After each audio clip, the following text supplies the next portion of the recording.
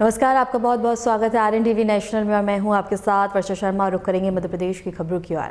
भागीरथपुरा में जहरीले पानी से मौतों और बड़ी संख्या में लोगों के बीमार होने के बाद प्रभावित इलाके में गतिविधियां अब तेज हैं। भागीरथपुरा में हाल ही में कांग्रेस के सज्जन वर्मा के नेतृत्व में पहुंचे कांग्रेसियों और बीजेपी कार्यकर्ताओं की तीखी झड़प हुई थी। ऐसे में जब प्रदेश कांग्रेस अध्यक्ष और नेता प्रतिपक्ष उमंग सिंगार पहुंचे तो भारी पुलिस फोर्स तैनात किया गया।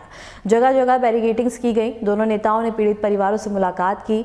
भागीरथपुरा राजनीति का केंद्र बन चुका है। कांग्रेस के उमंग सिंगार और जीतू पटवारी के साथ कई कांग्रेसी भागीरथपुरा पहुंचे। कांग्रेस नेताओं ने मृतकों के परिजनों से चर्चा की है। इस दौरान जीतू पटवारी ने राज्य सरकार पर पीड़ितों के साथ राहत के नाम पर लीपापोती करने के आरोप लगाते हुए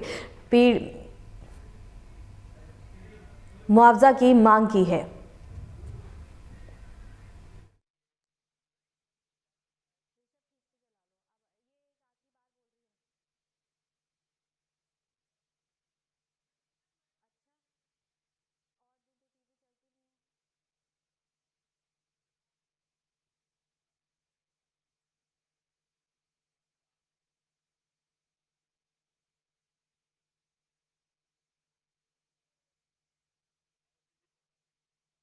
उज्जैन के विश्व प्रसिद्ध श्री महाकालेश्वर मंदिर में माघ मास कृष्ण पक्ष की तिथि पर सुबह भस्म आरती के दौरान हजारों श्रद्धालु दर्शन के लिए पहुंचे। देर रात से बता दें कि लगी लंबी कतारों के बीच भक्तों ने अपने आराध्य के अलौकिक दर्शन किए। प्रातः 4 बजे मंदिर परिसर जय श्री महाकाल के उद्घोष से गूंज उठा। पूजन के दौरान पुजारियों और पुरोहितों ने भगवान महाकाल का आकर्षक श्रृंगार किया। कपूर आरती के पश्चात बाबा को नवीन मुकुट धारण कराया गया। इसके बाद बता दें कि महानिर्णय अखाड़े की ओर शिवलिंग पर भस्म आरती अर्पित की गई और मंजीरे, ढोल, नगाड़े, शंखनाद के साथ भस्म आरती संपन्न हुई।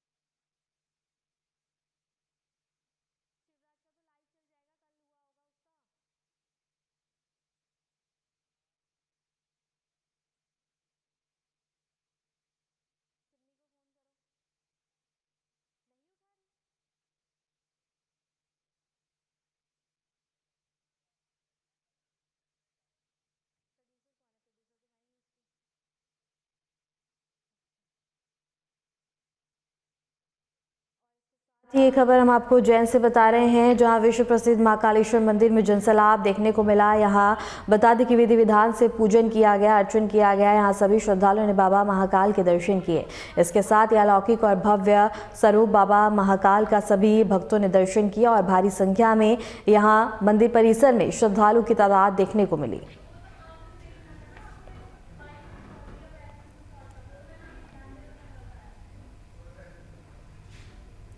और उज्जैन से ये खबर हम आपको बता रहे हैं, जहां बता दें कि बाबा महाकाल मंदिर में श्रद्धालुओं का सैलाब देखने को मिला और इसके साथ ही यहाँ बड़ी संख्या में श्रद्धालु पहुंचे। इस दौरान बता दें कि मंदिर परिसर जय महाकाल के जयघोष से गूंज उठा। उज्जैन के विश्व प्रसिद्ध श्री महाकालेश्वर मंदिर में बता दें कि माघ मास कृष्ण पक्ष की पंचमी तिथि पर सुबह भस्म आरती के दौरान हजारों श्रद्धालु दर्शन के लिए पहुंचे। बता दें कि लंबी कतारों में भक्तों ने लगकर अलौकिक दर्शन किए और 4 बजे मंदिर परिसर जय श्री महाकाल के उद्घोष से गूंज उठा। पूजन के दौरान पुजारियों और पुरोहितों ने भगवान महाकाल का आकर्षक श्रृंगार किया। कपूर आरती के पश्चात बाबा को नवीन मुकुट धारण कराया गया। इसके साथ ही शिवलिंग पर भस्म अर्पित की गई और मंजीरे, ढोल, नगाड़े और शंखनाद के साथ भस्म आरती संपन्न हुई।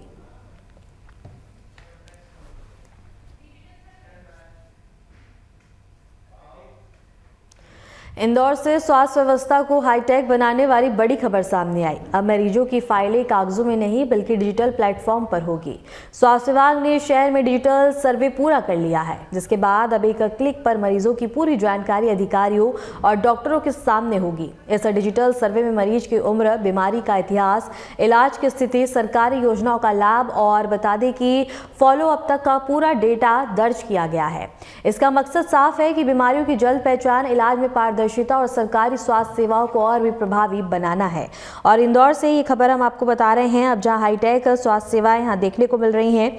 इंदौर से स्वास्थ्य व्यवस्था को हाईटेक बनाने वाली बड़ी खबर सामने आई। अब मरीजों की फाइल कागजों में नहीं बल्कि डिजिटल प्लेटफॉर्म पर होगी। स्वास्थ्य विभाग ने शहर में डिजिटल सर्वे पूरा कर लिया है, जिसके बाद अब एक क्लिक पर मरीजों की पूरी जानकारी अधिकारियों और डॉक्टरों के सामने होगी। इस डिजिटल सर्वे में मरीज की उम्र, बीमारी का इतिहास, इलाज की स्थिति, सरकारी योजनाओं का लाभ और फॉलो अप तक का पूरा डेटा दर्ज किया गया है। इसका मकसद साफ है कि बीमारियों की जल्द पहचान, इलाज में पारदर्शिता और सरकारी स्वास्थ्य सेवाओं को और भी प्रभावी बनाना है। और इसके साथ ही स्वास्थ्य विभाग ने डिजिटल सर्वे किया है। अब एक क्लिक पर मरीजों की पूरी जानकारी मिलेगी। स्वास्थ्य विभाग का डिजिटल कदम देखने को मिला है। और इंदौर से ये खबर हम आपको बता रहे हैं, जहां स्वास्थ्य व्यवस्था को हाईटेक बनाने वाली एक बड़ी खबर सामने आई है। अब मरीजों की फाइलें कागजों में नहीं बल्कि डिजिटल प्लेटफॉर्म पर होगी।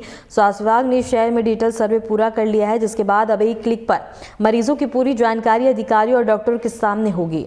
इस डिजिटल सर्वे में मरीज की उम्र, बीमारी का इतिहास, इलाज की स्थिति, सरकारी योजनाओं का लाभ और फॉलो अप का पूरा डेटा यहाँ दर्ज होगा।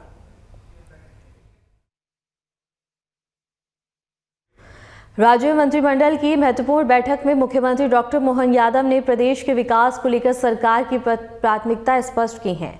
बैठक में कृषि, शिक्षा, स्वास्थ्य, रोजगार और बुनियादी ढांचे से जुड़े कई महत्वपूर्ण निर्णय लिए गए। मुख्यमंत्री डॉक्टर मोहन यादव ने कहा कि सरकार का लक्ष्य किसानों की आय बढ़ाना, युवाओं को रोजगार देना और आम जनता को बेहतर सुविधाएं उपलब्ध करवाना है। उन्होंने बताया कि किसानों के हित में नई योजना को मंजूरी दी गई है, जिससे कृषि क्षेत्र को मजबूती मिलेगी। बैठक में शिक्षा की गुणवत्ता सुधारने, स्कूल कॉलेजों में बुनियादी सुविधाओं के विस्तार और स्वास्थ्य सेवाओं को ऋण करने पर विशेष जोर दिया गया। मुख्यमंत्री ने कहा है कि जिला स्तर पर अस्पतालों में संसाधन बढ़ाए जाएंगे और नई स्वास्थ्य योजनाओं को प्रभावी ढंग से लागू किया जाएगा। सिंचाई परियोजना बुरहानपुर जिले की है, जिसकी लागत 922 करोड़ रुपए की है और जिससे 17,700 हेक्टेयर भूमि में सिंचाई होगी। दूसरी परियोजना बुरहानपुर जिले में ही नेपानगर की है, जो नेपानगर विधानसभा में आती है।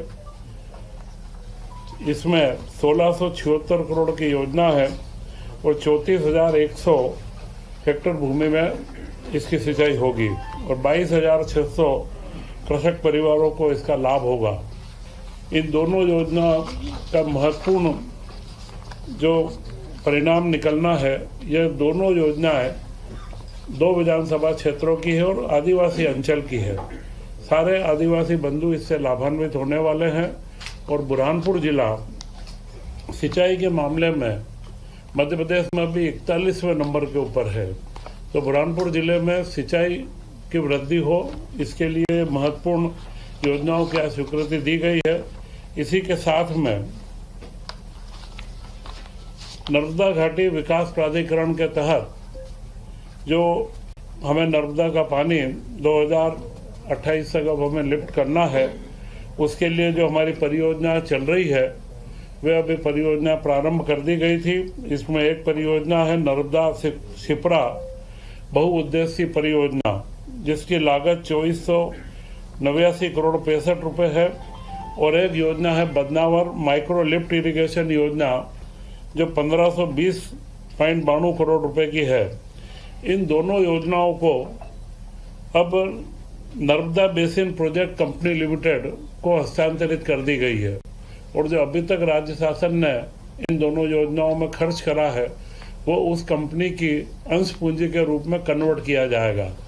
इसका लाभ ये होगा कि इसके बाद में इसका मेंटेनेंस और इससे जो रेवेन्यू प्राप्त करना है, और वह सारा मॉडल यह कंपनी इसको पूरा मेंटेन करेगी और इसका जो उच्च दाब जो लिफ्ट इरिगेशन में मेंटेनेंस एक महत्वपूर्ण पार्ट होता है, तो वह कंपनी इसका पूरा मेंटेनेंस करके और उस पूरे क्षेत्र के किसानों को इसका बराबर समुचित लाभ इसका प्राप्त होगा।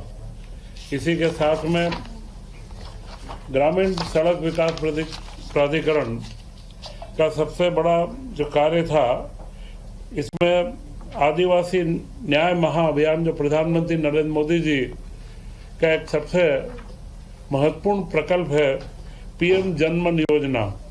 तो हमारे मध्य प्रदेश में जो हमारे योजनाओं में बेगा, भारिया व सहरिया, इन 3 जनजातियों में 22 जिलों के अंदर निवासरत है, इनके लिए योजना लागू की गई थी और इसमें इसकी निरंतरता का प्रस्ताव दिया गया है, जिसमें इसकी सड़क की 1039 किलोमीटर सड़क और पुलिया 112 है और 795 करोड़ रुपए का खर्च इसमें अनुमानित है।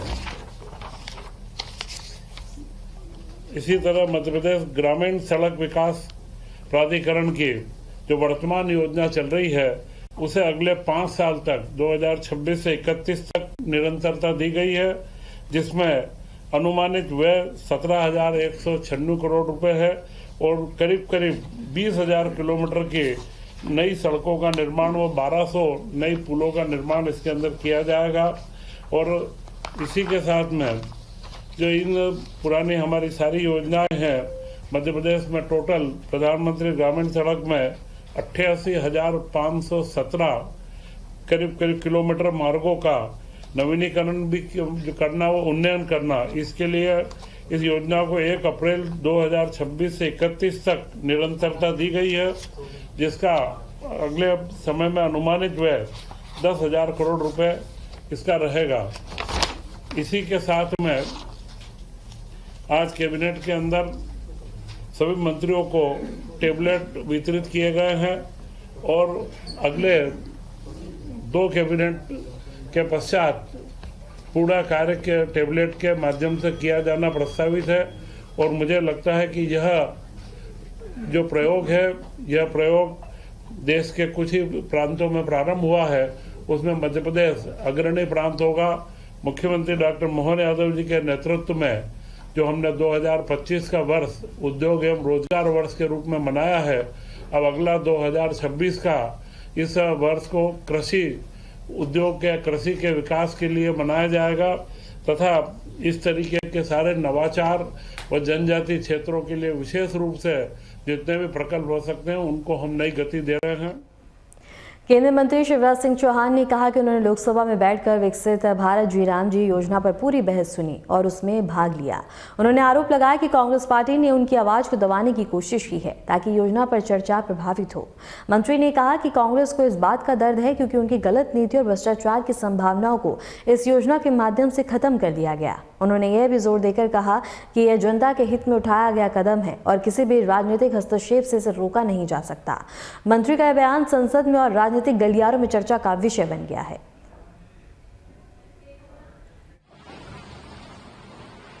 कल कांग्रेस ने घोषणा की है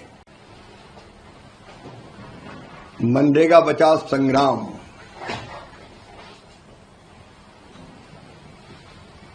ये मनरेगा बचाओ संग्राम नहीं है, ये भ्रष्टाचार बचाओ संग्राम है।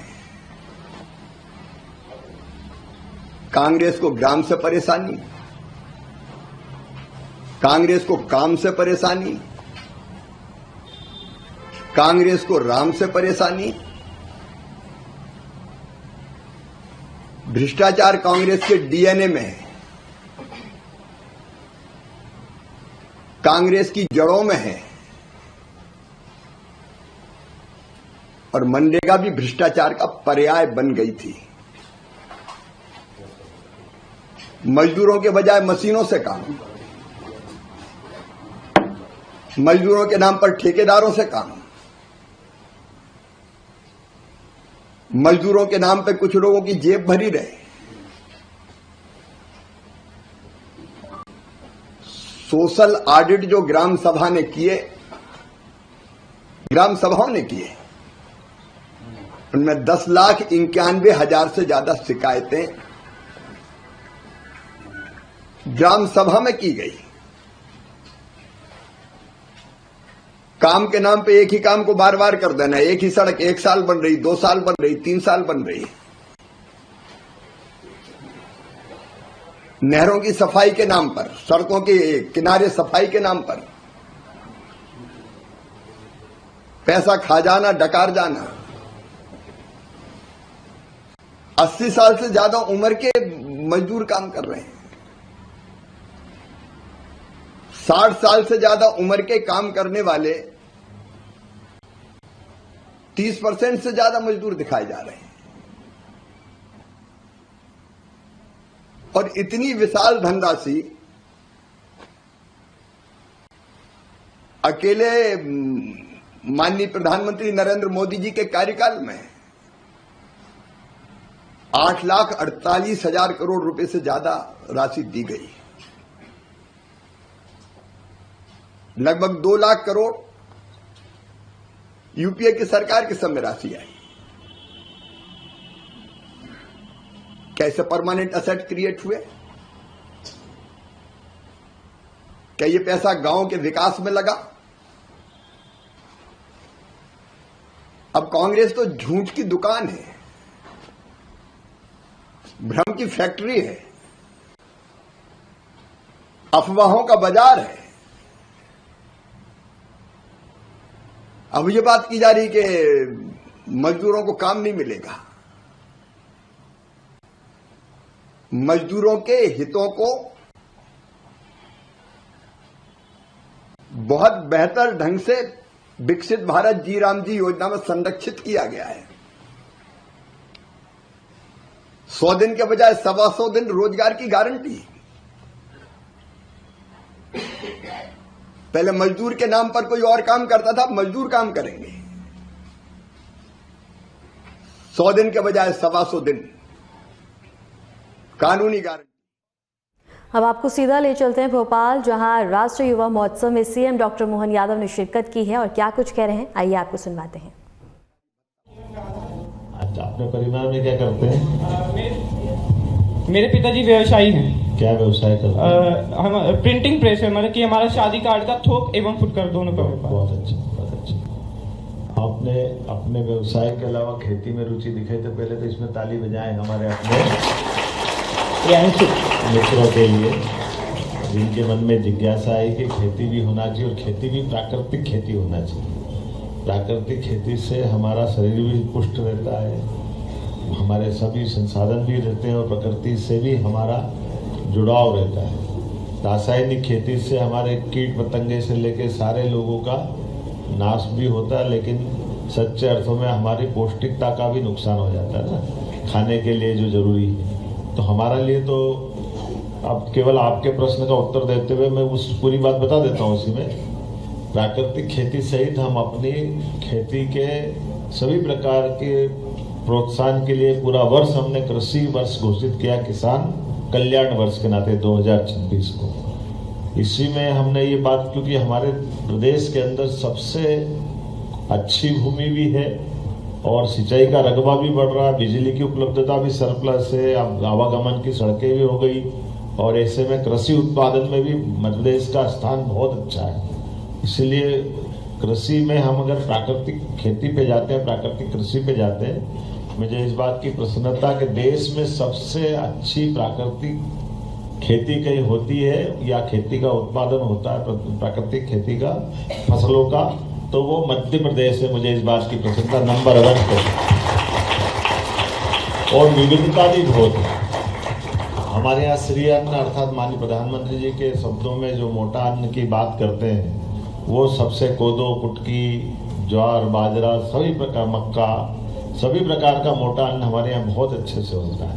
और ये आप बताओ कि हमारी अभी लंबी आयु, दीर्घायु के लिए बेसिक चीज होती भोजन, और भोजन में अगर कोई केमिकल नहीं होगा तो स्वाभाविक रूप से बहुत अच्छा रहेगा। तो मैं मान के चलता, तुम्हारी रुचि भी अच्छी है, लेकिन अब हमारी प्राकृतिक खेती को प्रोत्साहन देने के लिए हम इससे जुड़ा हुआ दूसरा खेती का महत्वपूर्ण उत्पाद, उनके साथ में अगर हम प्राकृतिक खेती की बात करेंगे तो प्राकृतिक खेती के लिए गोबर का उत्पादन चाहिएगा, दूध का उत्पादन चाहिएगा। तो हम अपने पशुपालन को बढ़ावा दे रहे हैं, गोपालन को बढ़ावा दे रहे हैं। गोपालन में जो 25 गाय माता जो लेके आएगा, अगर 40 लाख का यूनिट बनेगा डेयरी उत्पादन को लेकर, तो उसमें 10 लाख का अनुदान हमारी सरकार के माध्यम से मिलेगा। उसको केवल 25 लाख भरना पड़ेगा, हमारा 10 लाख हमारी तरफ से 30 लाख देना पड़ेगा। 40 लाख में से 10 लाख हम उसको देने वाले हैं। उसी के अलावा भी दूध उत्पादन के साथ उसको विभिन्न प्रकार के दुग्ध संघों के आधार पर भी उसका दूध का ठीक से दाम मिले, इस पे भी हम काम कर रहे हैं। गौशालाओं के अंदर प्रति गोमाता 20 रुपए जो देते थे, उसको 40 रुपए गोमाता चालू कर दिया है, ताकि हमारे लिए गोमाताओं का गोवंश भी संरक्षित हो। और देसी गोवंश पे हम ज्यादा ध्यान दे रहे हैं। आपकी जानकारी के लिए ब्राजील एक देश, नाम सुना था सबने? ब्राजील में आज से लगभग 100 साल पहले हमारे अपने गुजरात के एक राजा ने अपनी देसी गौ माताएं उनको दी थी और नंदी भी दी है, और उसके परिणाम स्वरूप अपना आज की स्थिति में ब्राजील के अंदर दूध का उत्पादन देश ने दुनिया के अंदर बहुत अच्छी मात्रा में, जिन देशों में दूध उत्पादन होता है उसमें ब्राजील भी है। और मुझे इस बात की प्रसन्नता है वो अपनी देशी गौमाताओं के गोवंश से वो आगे बढ़ गए। तो ब्राजील जैसा छोटा देश भी इतना आगे बढ़ता है तो हमको तो बहुत अच्छी अनुकूलता होना चाहिए। मैं मान के चलता हूँ आज के इस अवसर पर हमारे यहाँ एक पिक्चर भी आई थी, आप लोगों ने देखी? उपकार देखी किसी ने? आपके जमाने की उपकार में जय जवान जय किसान नारा सुना है ना? ये इसी में लाल बहादुर शास्त्री जी ने हमारे 62 के युद्ध के बाद 65 में जब युद्ध हुआ पाकिस्तान के साथ, उस समय अपने यहाँ देश के अंदर अन्न उत्पादन के लिए चुनौती थी, हमको बाहर से मंगाना पड़ा गेहूं वगैरह। तो उन्होंने कहा था हमारे युवा अपने खेत में अन्न उत्पन्न करे, किसानी करे, खेती करे, तो गांव से पलायन रुकेगा और अपने रोजगार के अवसर भी बढ़ेंगे।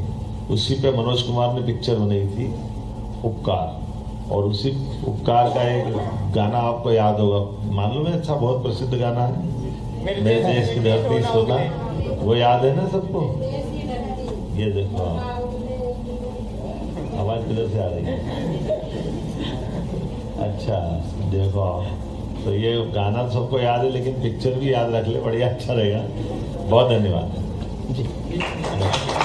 एक प्रश्न आमंत्रित है सामने से। आज मैं आपको बधाई इसलिए भी दे रहा हूँ, एक मिनट, हमारे सब युवा हैं, अभी पढ़ने वाले कौन कौन है? हाथ खड़े करो युवा में। देखो अधिकांश अपने स्कूल कॉलेज में है और सब भारतीय वेशभूषा में आए, साफे बंधवा के आए, कुर्ता पैजामे में भी आए।